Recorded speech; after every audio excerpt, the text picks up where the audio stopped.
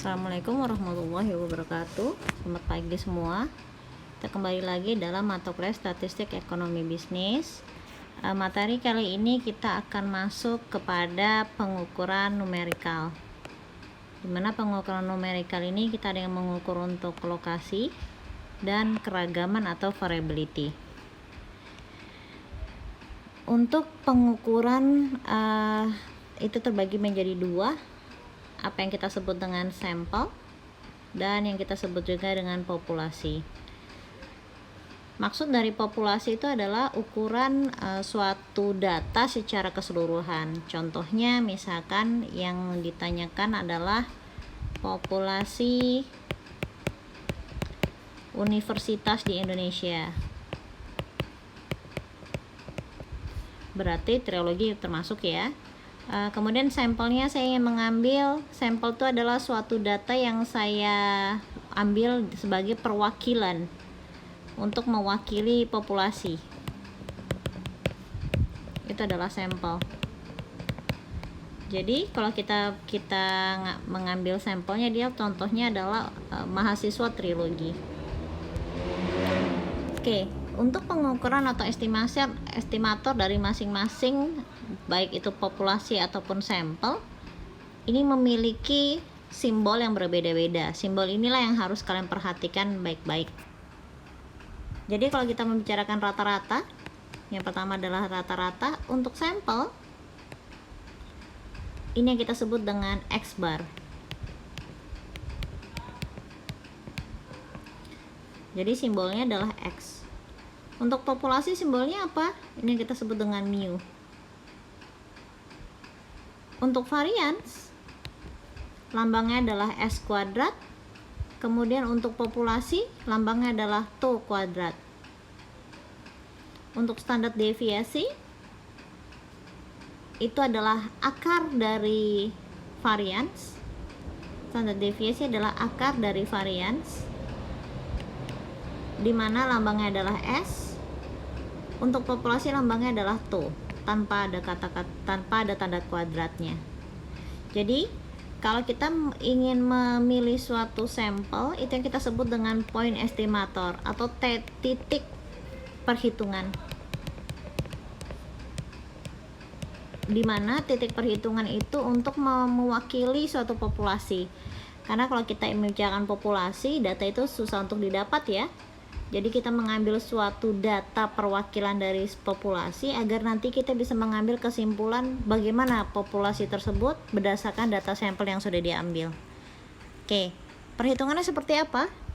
Ukuran-ukuran dalam statistik itu terdapat dari ukuran lokasi yang tadi saya jelaskan, itu di mana adalah nomor 1 dengan 2. Ukuran lokasi itu ada tendensi sentral, yang mana setelah ini saya akan ajarkan bagaimana cara menghitung mean, median, weight mean, geometric mean dengan modus.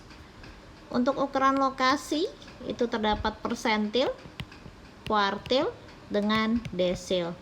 Lambangnya masing-masing adalah P, Q, dan D. Untuk dispersi atau keragaman atau variability, itu adalah kita akan mengukur jarak atau range, ragam atau variance, simpangan baku atau standar deviasi, dan rata-rata deviasi atau yang kita bisa sebut dengan mean deviation. Ini adalah summary untuk measurement tadi ya. Lokasi itu adalah mean, median, modus.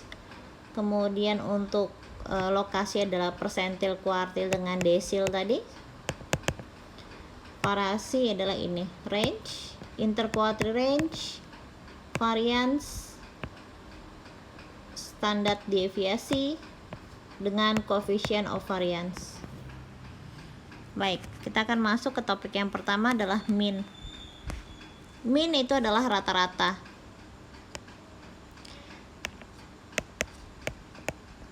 Jadi kita akan menghitung rata-rata di mana itu adalah sentralnya dari lokasi atau tengah-tengahnya. Tengah-tengahnya dari mana sih data tersebut? Jadi kita ingin tahu apakah suatu data itu masuk ukuran yang baik atau tidak, kita harus tahu batas tengahnya dong. Misalkan saya bilang mahasiswa A itu dapat nilai 6,5.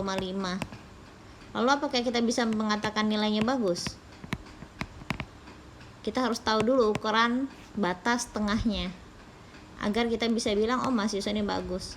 Kalau nilai tengahnya itu adalah 5, maka nilai 6,5 akan ada di sebelah kanan. Kita bisa bilang oh iya dia bagus, betul dia bagus. Tapi kalau nilai tengahnya itu adalah di angka 8, berarti angka 6,5 ini adalah tidak bagus. Karena itu kita harus menghitung dulu nih si nilai tengah tadi, nilai tengah dari yang keduanya. Oke, rumusnya apa? Lagi-lagi kalau kamu perhatikan di sini adalah ada kata-kata sampel. Karena dia adalah sampel, min itu adalah rata-rata, yang kita gunakan adalah X bar. Rumus dari X bar adalah sigma, ini adalah lambang dari jumlah atau sigma. XI itu adalah data keberapanya. Dimana N di sini adalah jumlah data. Jadi misalkan ada data mahasiswa dosen pengampu adalah saya, adalah Faiza. Ada mahasiswa A dapat nilai adalah 7, mahasiswa B 8, mahasiswa C adalah 9. Maka A ini adalah data ke-1, data yang pertama. B dengan nilai 8 ini adalah data kedua. C dengan nilai 9 ini adalah data ketiga. Lalu jumlah datanya itu yang mana? Yang ini kita hitung satu-satu. 1, 2, 3. Berarti jumlah datanya ada 3. Population mean seperti apa?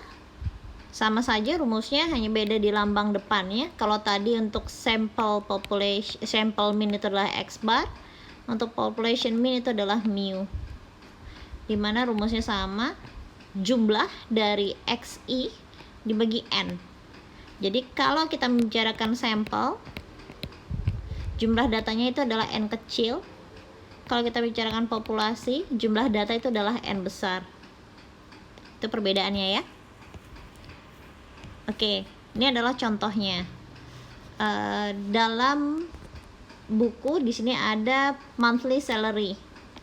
Monthly salary itu adalah gaji bulanan dari 12 universitas yang ada. Jadi setelah di sini ada 12 lulusan. Setelah lulus dari universitas tertentu ini, kira-kira gaji bulanannya berapa ya? Mahasiswa A ditanyakan, dia bilang $3.850. Mahasiswa B ditanyakan gajinya adalah 3.950. C itu ada 4.050, D adalah 3.880 dan seterusnya. Jadi kalau kita lihat di sini dia ada sekitar 12 mahasiswa.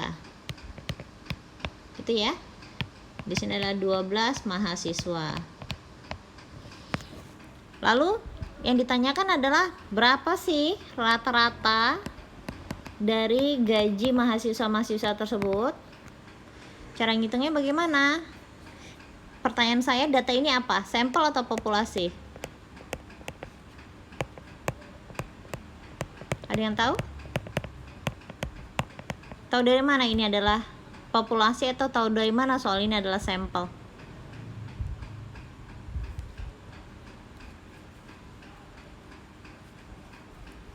Coba disimak kembali soalnya. Ya, dalam soal di sini ada kata-kata sampel.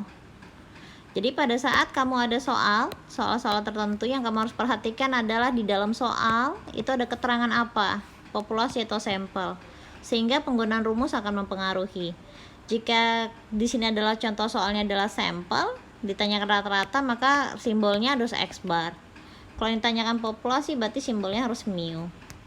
Karena berhubung ini adalah sampel, maka yang rumus yang kita pakai adalah X bar.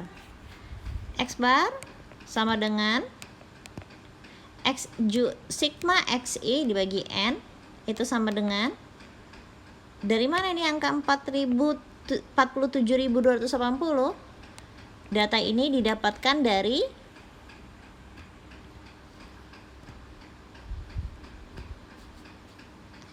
3.850 ditambahkan 3.950 ditambahkan 4.050 ditambahkan 3.880 ditambahkan 3.755 ditambahkan 3.10 ditambahkan 3.890 tambahin 3.4130 ditambahin 3.940 ditambahin 4.325 ditambahkan 3.920 ditambahkan 3.880. Total atau sigma dari ini semua inilah didapatkan angka 47.280.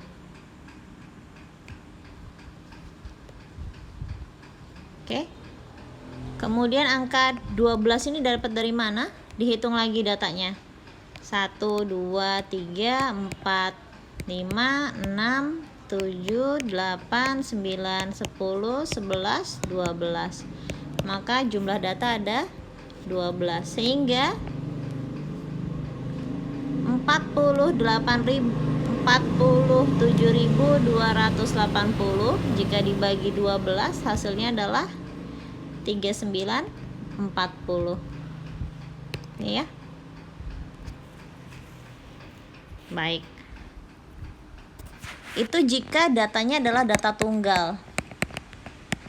Data tunggal itu adalah dimana datanya yang ini tadi, tunggal dia, tidak ada bobotnya. Jadi nilai 3850 ini ya tidak ada hitungan bobotnya, apakah dia lebih tinggi derajatnya dibandingkan yang ini. Untuk data tunggal rumusnya adalah seperti itu. Lalu bagaimana jika datanya itu adalah weighted atau bahasa lainnya kita sebut dengan bobot. Weighted mean ini adalah jika kita ingin menghitung rata-rata di mana setiap data kita itu memiliki suatu bobot tertentu. Rumusnya seperti apa? Sama ya. Kalau mean itu kalau kita mencari sampel itu adalah X bar, selalu seperti itu. Populasi adalah mu. Cuman kamu harus mengganti di sininya aja, depannya aja. Oke. Untuk rumusnya awalnya adalah rumus awal kita pertama adalah sigma dari XI dibagi N. Karena di sini ada weighted, dia akan bertambah yang namanya WI atau weighted atau bobot yang keberapanya. Dimana di sini rumusnya adalah jumlah dari bobot pertama dikalikan data ke pertama. WI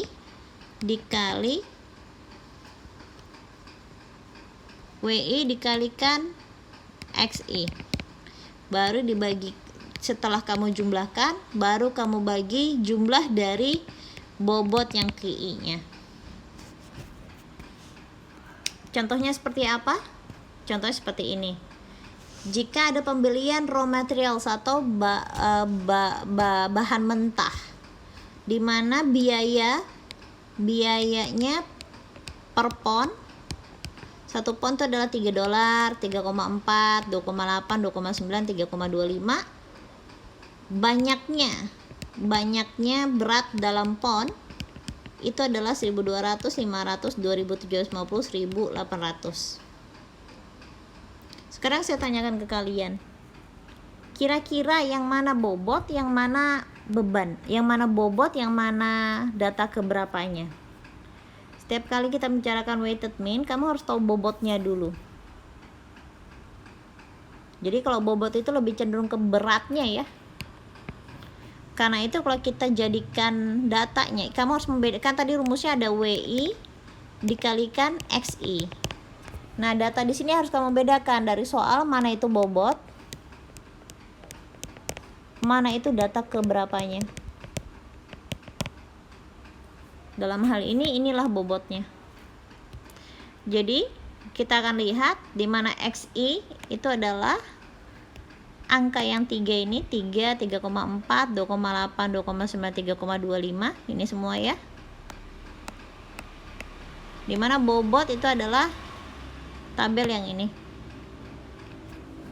Maka dia akan menjadi 1.200, 500, 2.750, 1.000 dengan 800. Nah, kalau kamu perhatikan rumusnya itu adalah WI dikali XI. Berarti kalau di sini adalah WI, di sini adalah XI, harus kita kalikan dulu agar ketemu kolom yang ini. Karena itu 3 dikali 1200 hasilnya adalah 3600. Lalu 3,4 dikali 5 itu hasilnya adalah 1700. 2,8 dikali 2750 hasilnya adalah 7700. 2,9 dikali 1000 hasilnya adalah 2900. 3,25 dikali 800 adalah 2600. Ingat di sini ada tanda sigma, artinya keseluruhan dari ini semua harus dijumlahkan. Jadi 3600 ditambah 1700 tambah 7700 tambah 2900 ditambah 2600 hasilnya adalah 18500. Dia akan menjadi di sini. Lalu kalau kamu perhatikan rumus yang kedua dibagi sigma WI. Berarti kolom W-nya harus dijumlahkan. Itu ya. Kolom W yang mana?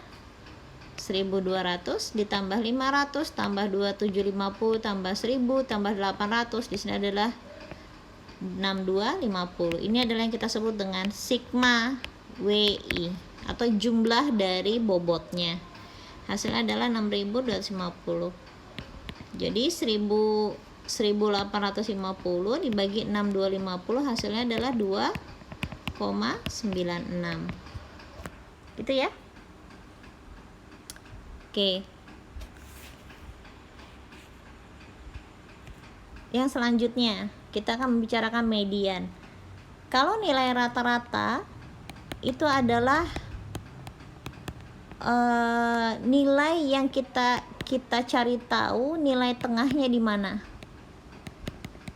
Nilai tengah dalam arti nilainya atau angkanya, angka tengah. Nah, kalau median ini adalah yang kita sebut dengan posisi tengah. Beda ya. Posisi tengahnya di mana? Oke. Nah, untuk posisi tengah dari median itu kamu harus membedakan kapan datanya itu berjumlah genap dengan kapan datanya itu berjumlah ganjil. Contohnya seperti ini.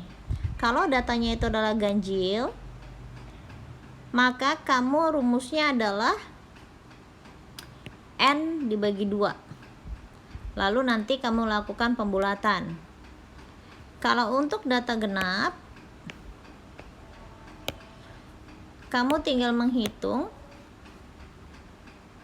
nilai N per 2 dengan N per 2 plus 1-nya itu posisinya ada di mana.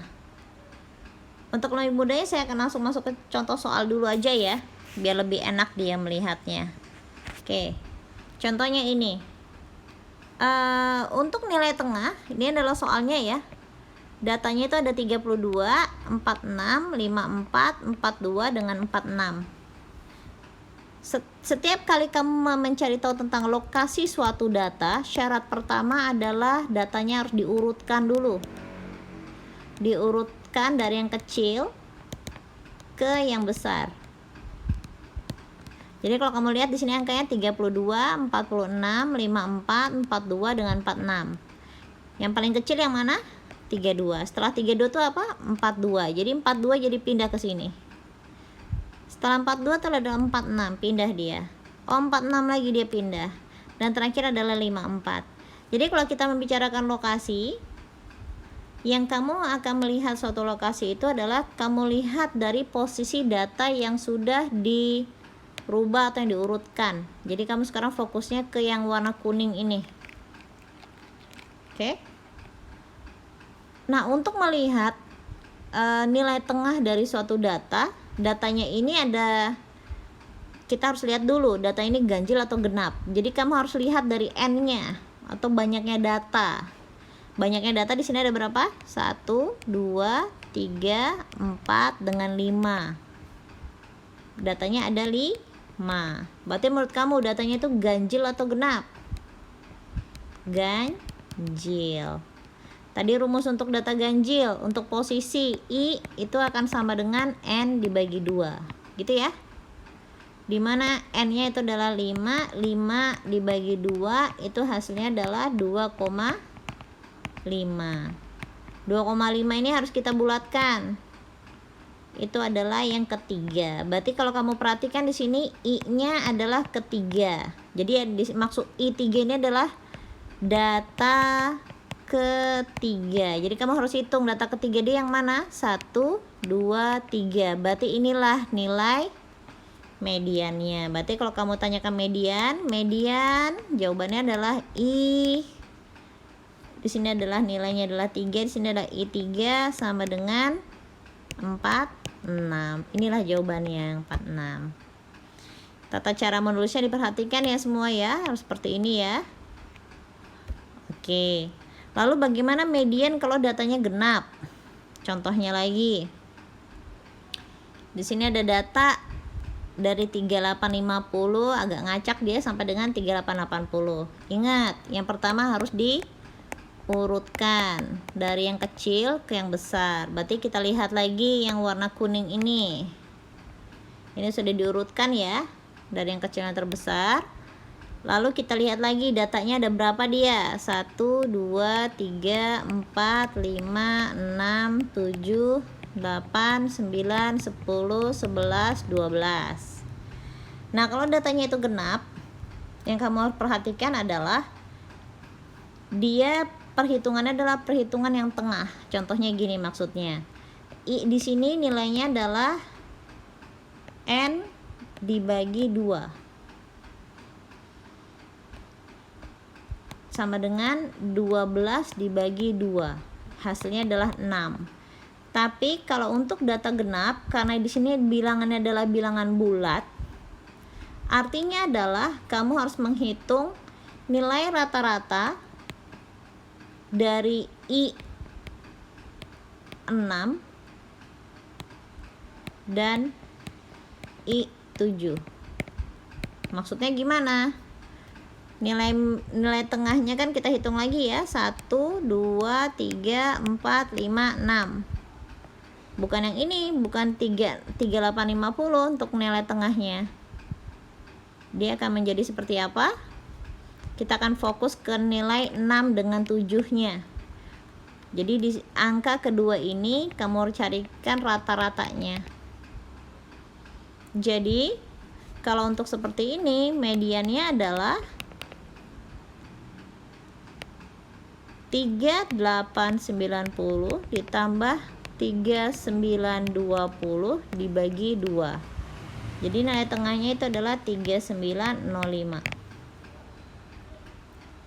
Gampangnya begini, kalau data kamu itu hasil dari N/2-nya itu adalah bilangan bulat, maka kamu harus menghitung rata-rata. Gampangnya gitu. Tapi kalau hasil dari N/2 kamu itu adalah bilangan tidak bulat, kamu bulatkan, hasilnya langsung diambil begitu saja, yaitu adalah data yang ditujunya setelah hasil pembulatan. Gitu ya. Oke, sekarang kita akan masuk ke mode atau modus. Modus ini adalah data yang paling banyak muncul.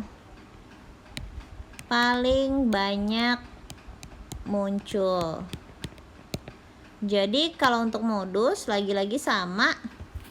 Mode atau modus itu kita urutkan lagi datanya.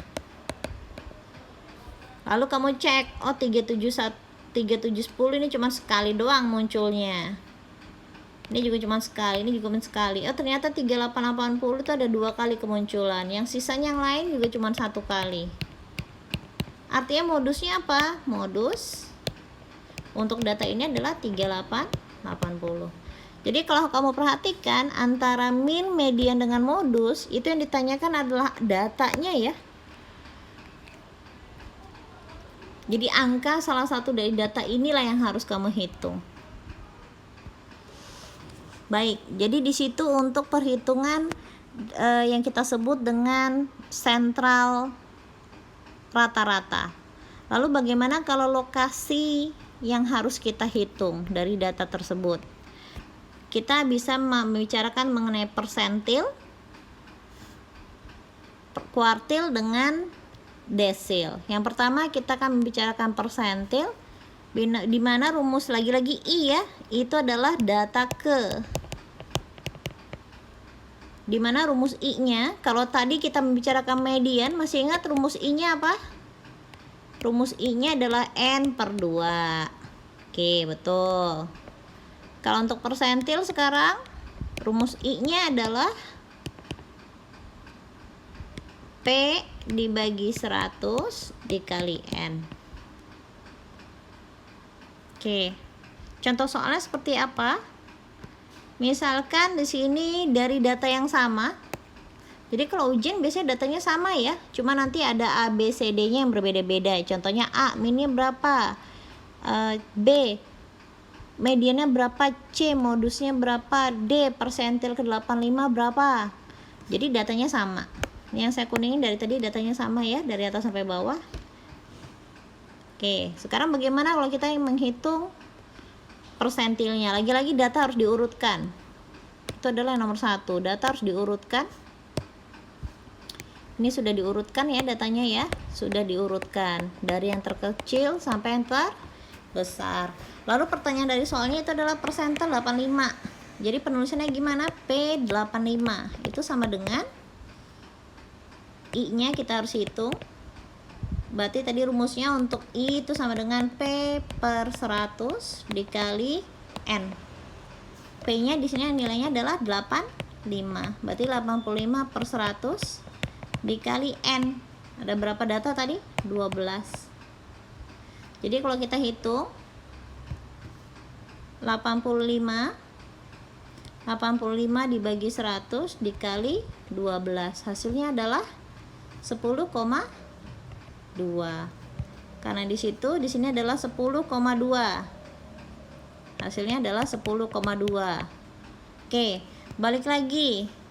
Kalau kita membicarakan suatu data, kalau data itu bersifat bukan bilangan bulat, karena data kita tadi adalah 10,2 ya, 85/100 dikali 12 itu adalah 10,2. Lagi-lagi harus kita bulatkan.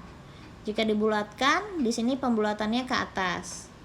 Jadi sini adalah posisi ke-11. Jadi persentil 85 kita itu adalah saat I-nya adalah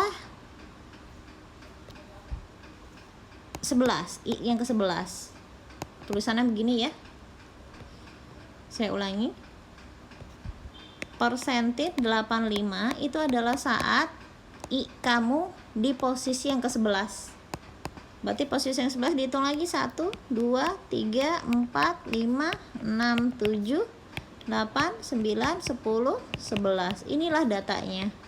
Karena itu kalau ditanyakan berapa sih persentil 85 dari data tersebut, itu adalah data dengan nomor 4130.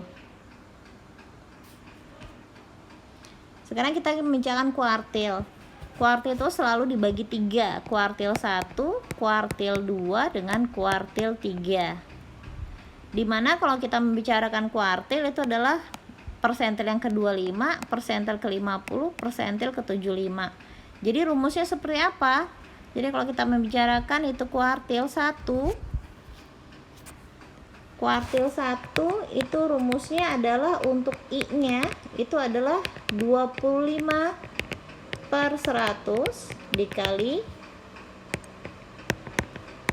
N.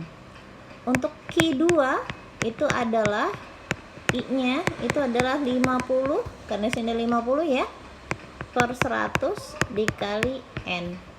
Q3 bagaimana? Karena di sini adalah 75 persentil, itu akan menjadi I sama dengan 75/100 dikali N.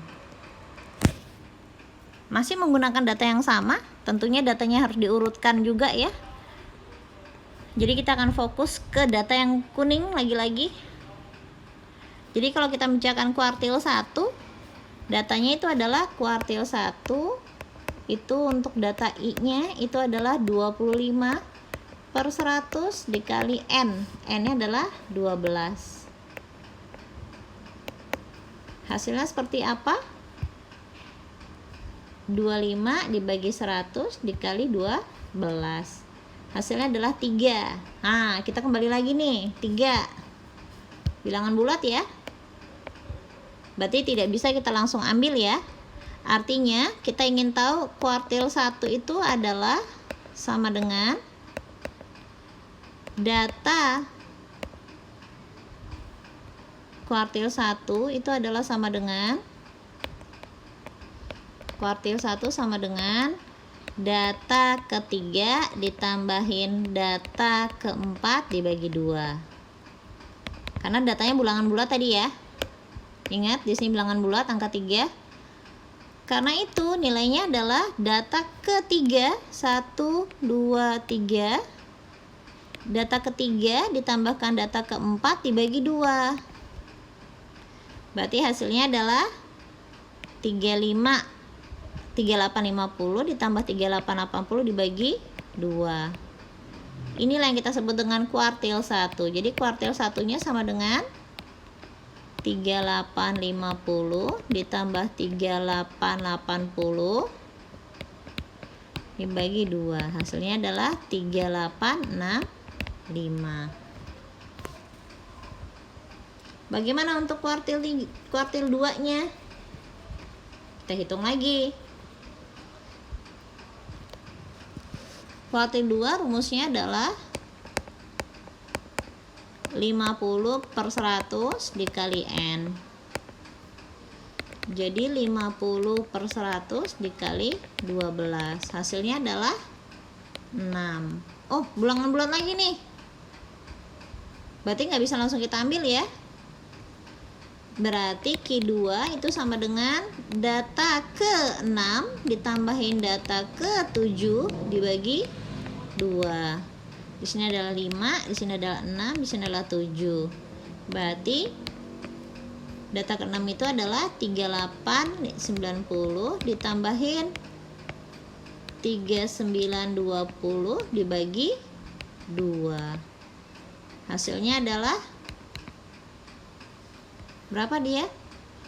Ingat kalau kita membicarakan kalkulator ini harus pakai tanda kurung buka untuk menghitung. 3890 ditambah berapa tadi?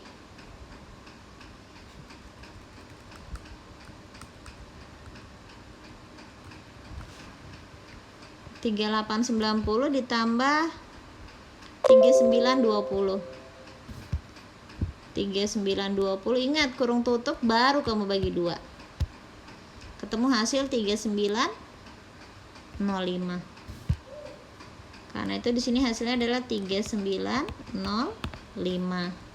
Ini ya 3905 ya. Oke, bagaimana kalau kuartil 3? Sama juga caranya. Sekarang kalau kuartil 3 rumusnya adalah Q3. Untuk Q3 I-nya adalah 75/100 dikali N, atau 75/100 dikali 12. Jadi hasilnya adalah,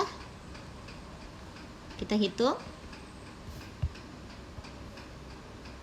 biasakan pakai kurung buka ya semua ya, agar tidak salah. 75 dibagi 100 kurung tutup dikali 12. Hasilnya adalah 9. Oh, lagi-lagi bilangan bulat.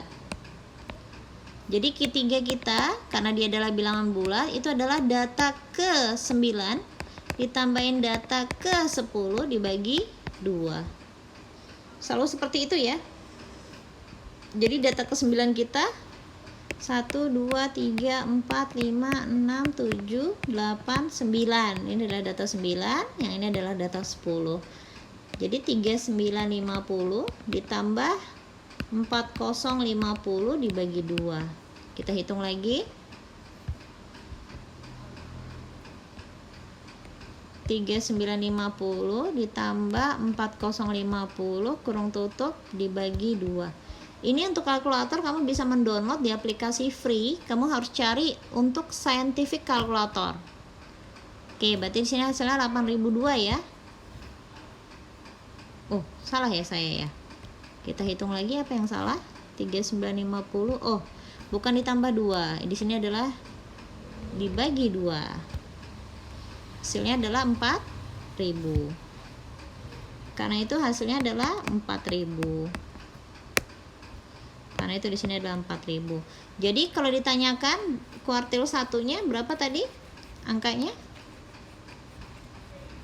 Kuartil 1 di situ adalah angkanya adalah 3865, di mana kuartil 2 ada 3905, dengan kuartil 3 nilainya adalah 4000.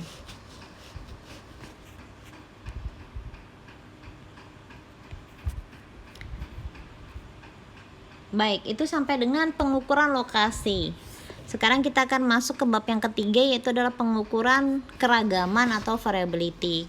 Variability di sini yang akan kita fokuskan adalah range, variance, standar deviasi atau bahasa Indonesianya kita sebut dengan simpangan baku, dengan coefficient variation.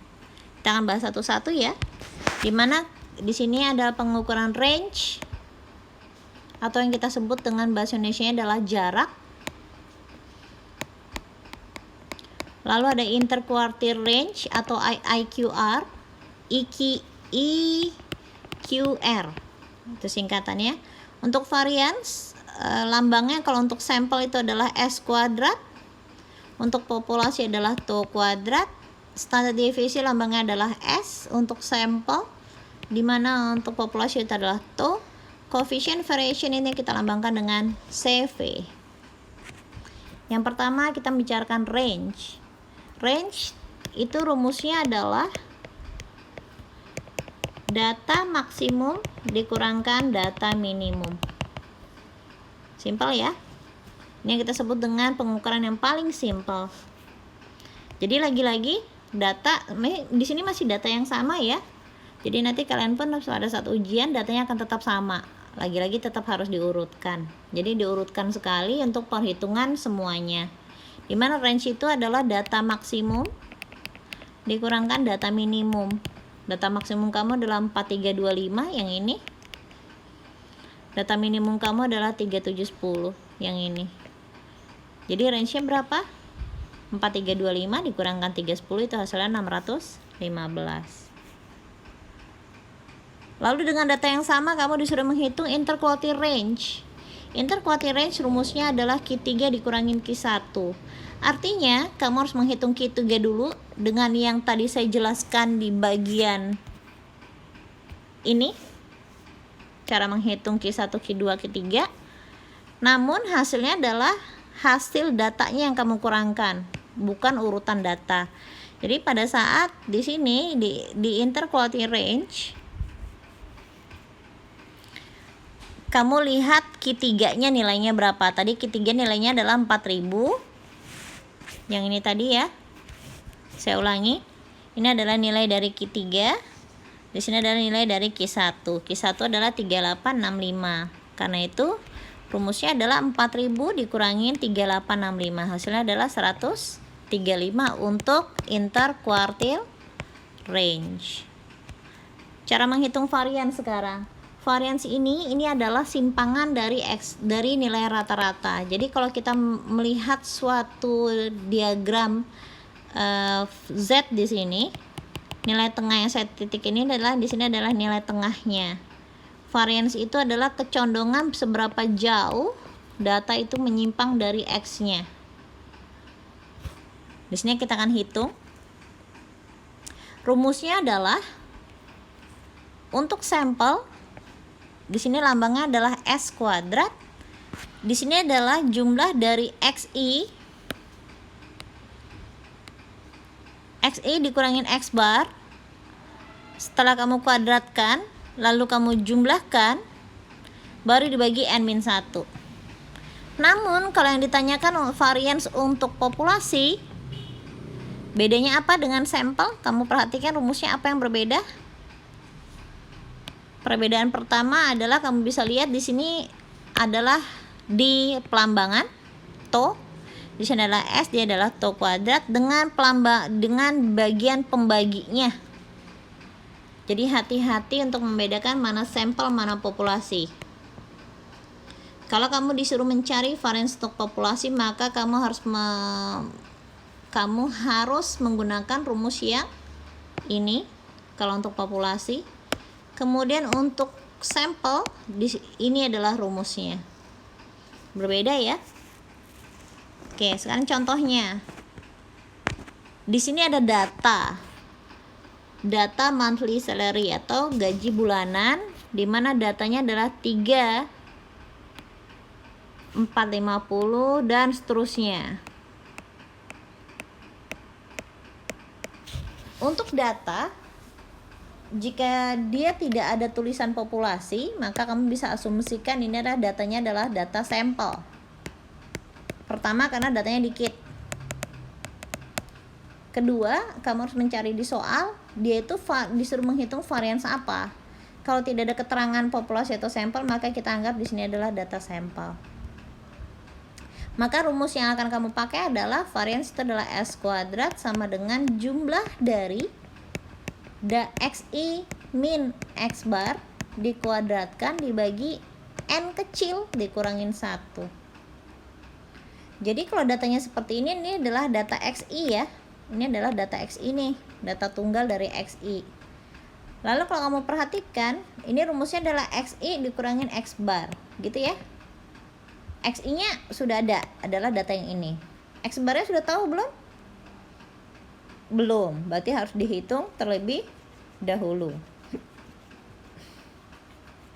Oke, cara menghitung X bar bagaimana? X bar sama dengan jumlah dari XI dibagi N.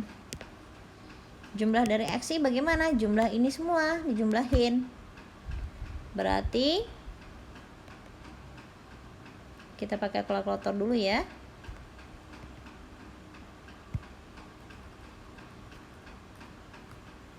Di sini adalah jumlahnya 3450 ditambahkan 3550 ditambahkan 3650 ditambahkan 3480 ditambahkan 3355 ditambahkan 3310 ditambahkan 3490 ditambahkan 3730 ditambahkan 3540 tambahkan 3925 ditambahkan 3520 tambahkan 3480 dibagi berapa dibaginya? Kita hitung dulu datanya. Ini tadi udah kita jumlahin ya. Oh, dijumlahkan dulu berapa hasilnya. Dijumlahkan hasilnya adalah 42.475. Berarti di sini adalah 40 berapa tadi? 42.475 dibagi N-nya. N-nya berapa nih N-nya? N-nya itulah kita hitung. Ini adalah 1, 2, 3, 4, 5, 6, 7, 8, 9, 10, 11, 12 dibagi 12. Di sini adalah dibagi 12. Hasilnya adalah 3539,58. 3.539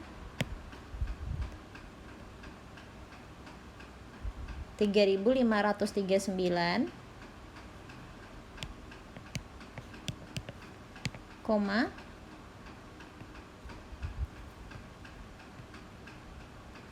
58. Karena di sini 5833 ya.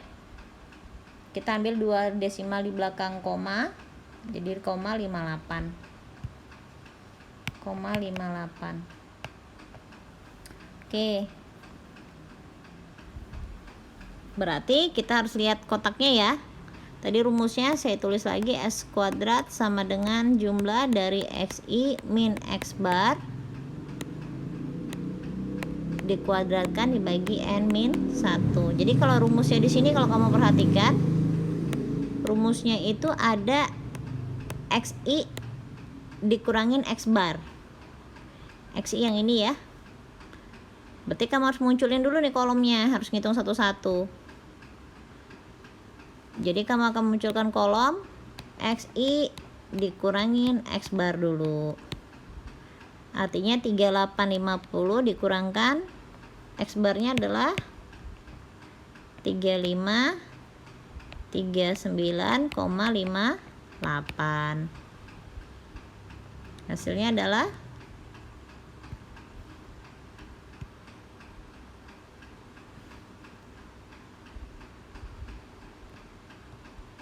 jadi di sini 3450 dikurangin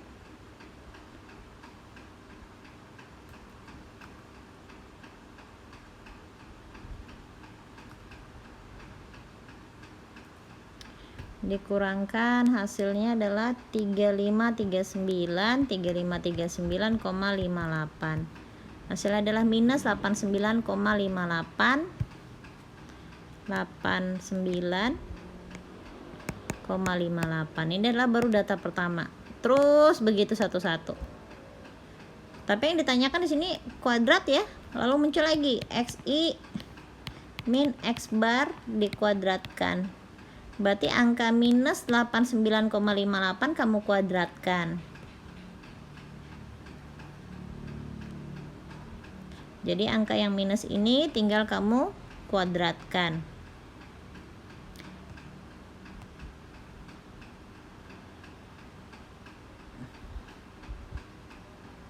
Oke. Sebentar ya. Berarti di sini adalah answer pangkat 2. Oke, hati-hati dengan seperti ini. Karena di sini hasilnya minus. Jadi harusnya kamu adalah kurung buka minus 89, berapa tadi? 89,58 kurung tutup, baru kamu kuadratkan. Baru kamu klik sama dengan. Biar angkanya itu, jadi perhitungan untuk dikalkulasi seperti itu ya, harus banyak menggunakan kurung buka dengan kurung tutup. Jadi hasilnya adalah 8024. Di sini adalah 8000. Ini masih data pertama. 8024,5764.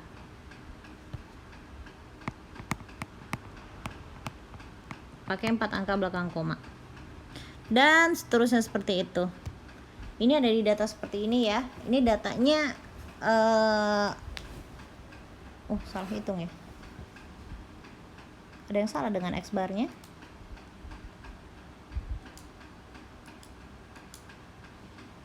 X barnya 3540. Saya salah hitung tadi ya.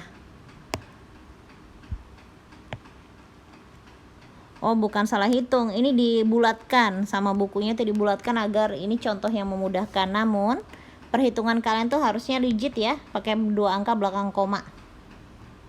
Jadi di sini kalau di buku tuh adalah 39,58 dibulatkan jadi 3540 sama dia. Tapi kamu tetap mengikuti 4 angka belakang koma. Ini cara-cara seperti ini. Jadi setelah ketemu angka yang di sini, kamu jumlahkan lagi angkanya, maka ketemu angka 301,850. Jadi setelah menghitung satu-satu kolom XI min X bar kuadrat, lalu kamu jumlahkan. Dijumlahkan ini baru yang atas ya, baru dia ketemu yang atas. Itu yang ketemunya 301.850 dibagi N min 1. Angka 11 ini dapat dari mana?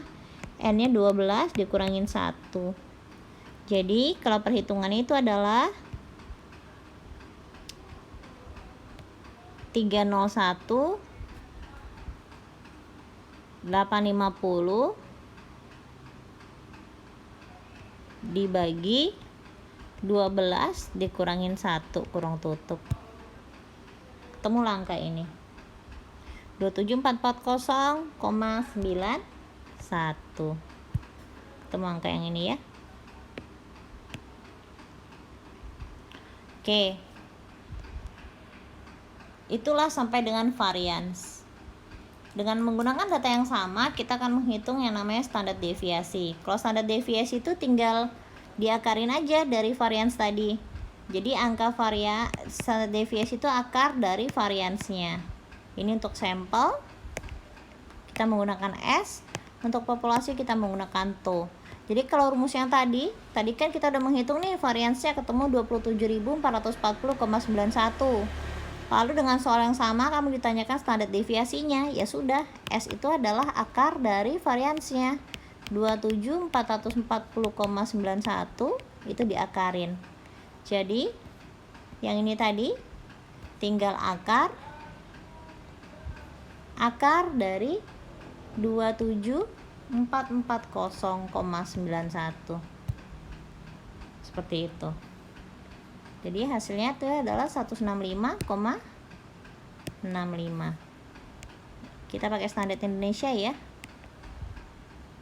Oke, seperti itu. Hasilnya adalah 165,65. Jadi kalau standar Indonesia desimal itu menggunakan angka koma.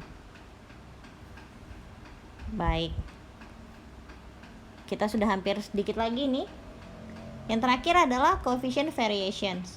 Coefficient variation rumusnya itu adalah standar deviasi dibagi rata-rata. Standar deviasi dibagi rata-rata dikali 100%. Pelambangannya saja yang berbeda. Untuk population, dimana yang ini S dia akan berubah jadi TO, yang X bar dia akan berubah jadi mu. Jadi lagi-lagi tergantung soal. Dengan soal yang sama kamu diminta untuk menghitung koefisien variansnya, di mana di sini rumusnya adalah standar deviasi dibagi X bar. Jadi standar deviasi itu adalah yang ini tadi yang sudah kamu hitung di bagian 2.4. Ini jumlahnya adalah 165,65. 165,65 dibagi X barnya 39,58 yang tadi dikali 100. Jadi rumusnya adalah 165,65 dibagi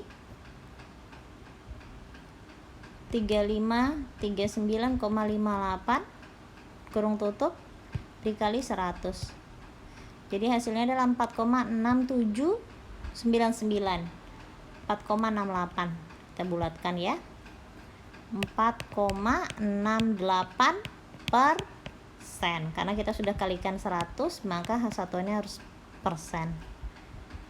Baik, demikian untuk sesi pertama dari pertemuan 3 kita. Saya akan lanjutkan di video berikutnya setelah ini. Demikian, wassalamualaikum warahmatullahi wabarakatuh.